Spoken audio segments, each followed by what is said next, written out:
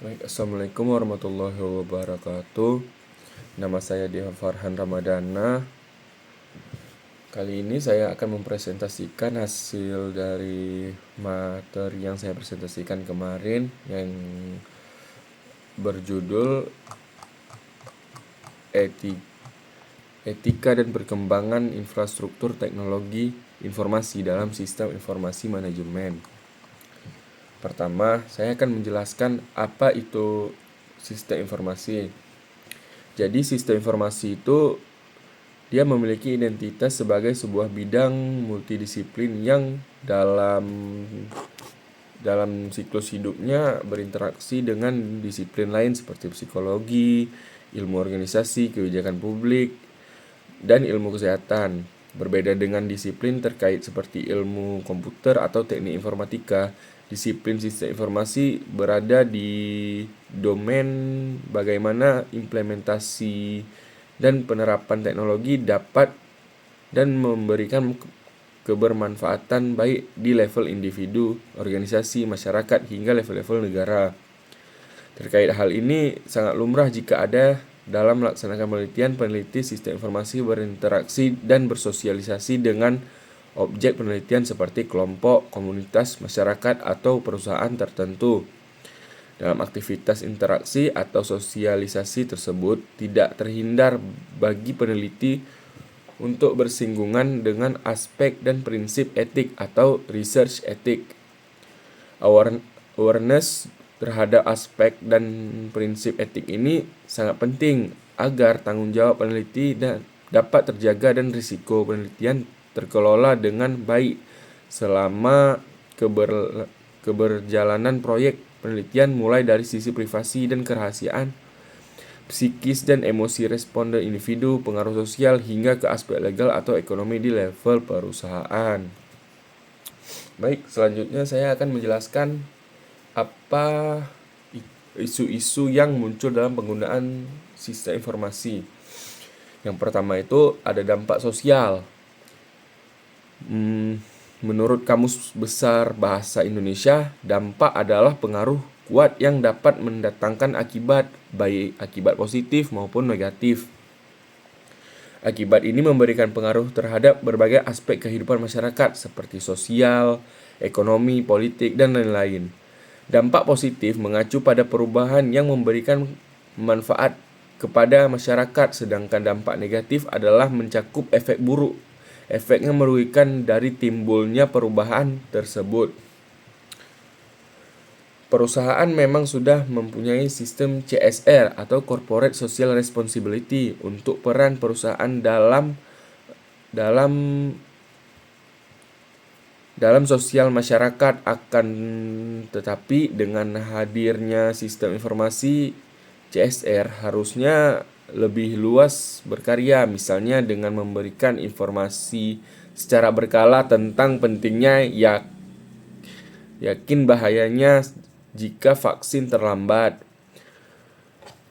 dan ditambahkan sebagai program dalam CSR, misalnya memberikan informasi vaksin dan pengobatan gratis di sosial media dan lain-lain, sehingga informasi lebih luas dan cakupan CSR lebih mengena ke orang yang membutuhkan. Dan yang kedua itu ada etika. Implementasi sistem informasi dan pemakaian internet pada perusahaan yaitu hal marketing. Marketing biasanya mencari customer dari sosial media dalam kondisi apa perusahaan dianggap menyerang atau melanggar kebebasan pribadi seseorang.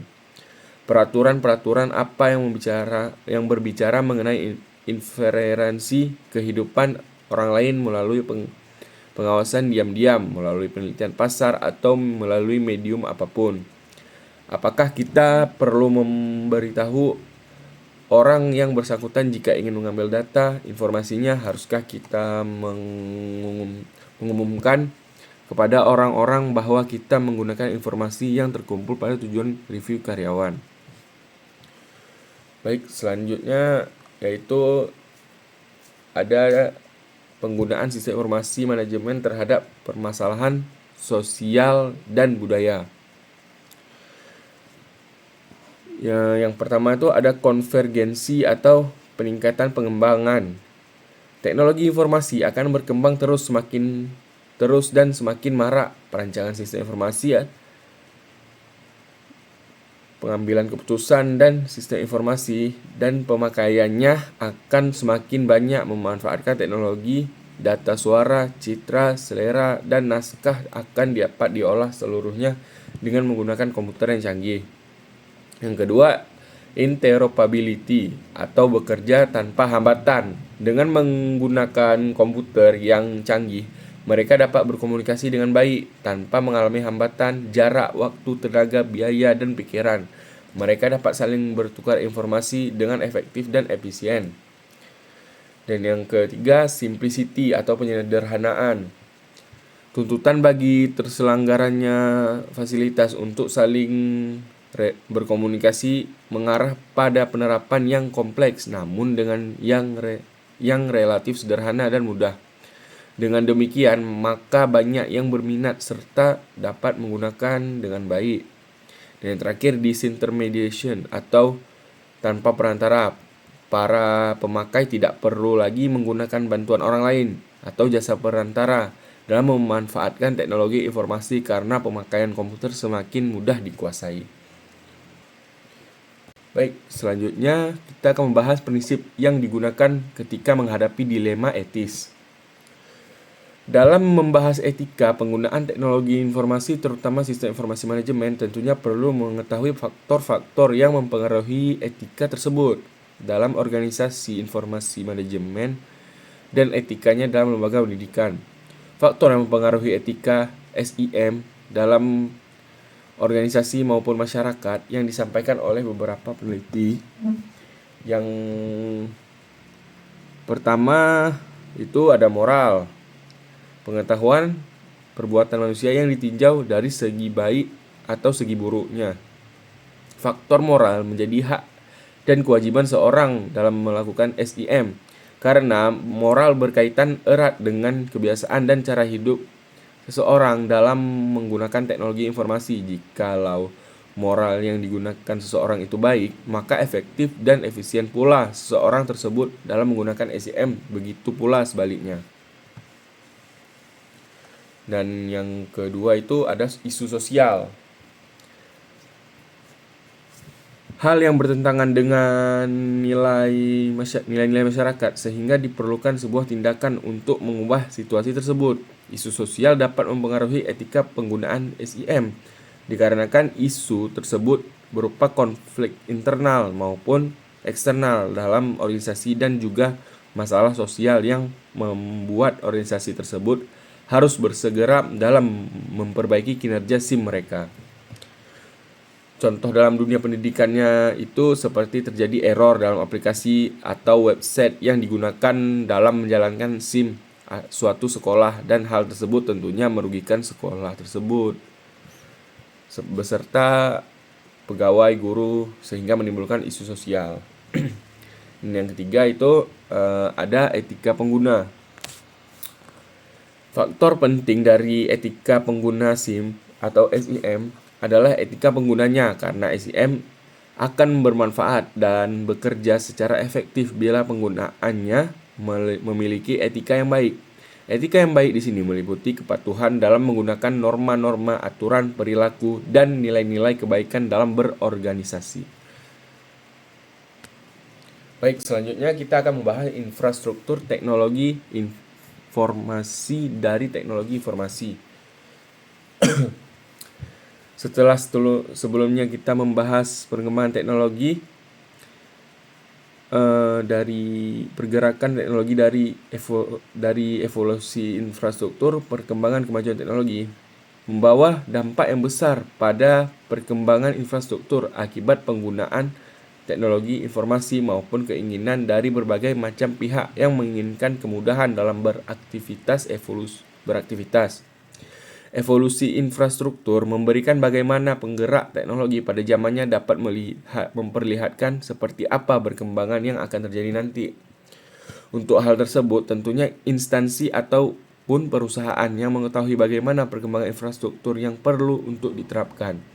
Penggunaan infrastruktur teknologi informasi yang dapat dipakai sebagai acuan adalah mengetahui komponen infrastruktur, komponen-komponen infrastruktur, teknologi informasi dapat dijadikan investasi yang harus dikoordinasi antara yang satu dengan yang lain untuk mendapatkan infrastruktur yang baik. Bagi perusahaan terdapat komponen-komponen yang perlu diketahui untuk mendapatkan infrastruktur tersebut, di antaranya platform perangkat keras, komputer, platform perangkat lunak, komputer manajemen dan penyimpanan data atau platformer jaringan dan telekomunikasi, platform internet dan layanan konsultasi dan integritas sistem. Selain komponen infrastruktur, terdapat platform perangkat keras, tren platform perangkat lunak dan teknologi baru. Pada tren platform perangkat keras ini memberikan dampak pada penurunan biaya secara eksponensial. Hal tersebut terjadi karena biaya layanan komputasi dan perantara yang akan digunakan untuk perangkat lunak memiliki biasanya biaya yang cukup tinggi. Tren ini pun termasuk pada tantangan terhadap banyak perusahaan yang akan selalu dihadapi. Untuk itu perusahaan perlu mengintegrasikan penyimpanan informasi ke dalam perangkat lunak yang berbeda serta memiliki infrastruktur yang tangguh untuk meningkatkan biaya beban yang cukup tinggi terhadap serangan-serangan mendadak yang akan menyerang teknologi informasi yang dimiliki. Sedangkan pada tren platform perangkat lunak, tren ini berkaitan dengan penggunaan perangkat lunak di perusahaan. Perangkat lunak yang dipakai biasanya itu memiliki keterkaitan terhadap penggunaan sistem informasi operasi, bahasa pemrograman, layanan web, dan arsitektur berorientasi layanan jaringan komputer, dan tentunya perangkat lunak yang dipakai. Jadi kesimpulannya tuh perkembangan sistem informasi dan teknologi informasi membawa dampak besar dalam berbagai aspek kehidupan. Dari sisi sosial, sistem informasi dapat memberikan manfaat positif seperti memperluas peran CSR perusahaan dalam penyebaran informasi kesehatan, namun juga berpotensi menimbulkan dampak negatif apabila tidak dikelola dengan baik. Dari sisi etika, muncul permasalahan yang berkaitan dengan privasi, akurasi data, dan keamanan sistem informasi. Permasalahan ini menuntut perusahaan maupun individu untuk menjunjung tinggi prinsip etika agar penggunaan sistem informasi tidak merugi pihak lain. Di sisi lain, infrastruktur teknologi informasi mengalami evolusi yang pesat dengan komponen utama seperti perangkat keras, perangkat lunak, jaringan basis data, serta layanan internet dan konsultasi yang menjadi fondasi penting. Namun, perkembangan ini juga menghadirkan tantangan dalam hal biaya, manajemen, tata kelola, serta skalabilitas yang harus diperhitungkan secara matang agar investasi infrastruktur tidak berlebihan atau justru kurang memadai. Dengan demikian, sistem informasi dan infrastruktur teknologi informasi harus dimanfaatkan dengan prinsip etis, tata kelola yang baik, serta perencanaan yang bijak agar dapat memberikan nilai tambahan lagi perusahaan sekaligus bermanfaat bagi masyarakat luas. Sekian dari presentasi saya. Bila ada kurang mohon dimaafkan. Assalamualaikum warahmatullahi wabarakatuh.